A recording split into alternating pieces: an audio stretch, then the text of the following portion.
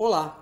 Confira como será o funcionamento dos postos de atendimento da SP Trans no feriado de Tiradentes.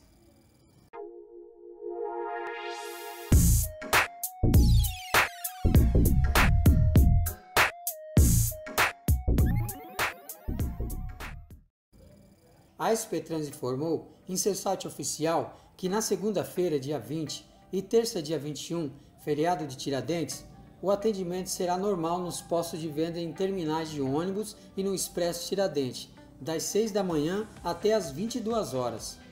Já nas lojas Augusta, Metrô Jabaquara e Santana estarão fechadas, voltando a atender o usuário a partir da quarta-feira do dia 22.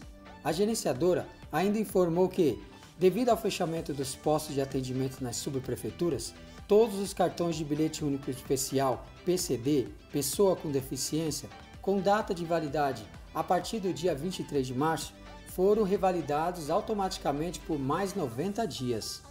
A SP Trans ainda informou que, devido ao fechamento do posto central, o usuário deve acessar o site da própria SP Trans para ser atendido de forma online. O link está abaixo da descrição desse vídeo. Além disso, os idosos podem tirar suas dúvidas, bloquear o cartão bilhete único especial idoso por motivo de perca ou roubo, ou até apresentar justificativa após o bloqueio do cartão enviando o e-mail para a SP Trans.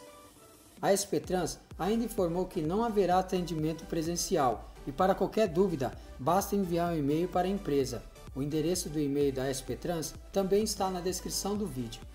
Ainda segundo a SP Trans, mesmo sem o cartão, a pessoa idosa poderá embarcar e desembarcar pela porta dianteira do veículo e apresentar ao operador o documento oficial com foto no momento de desembarque.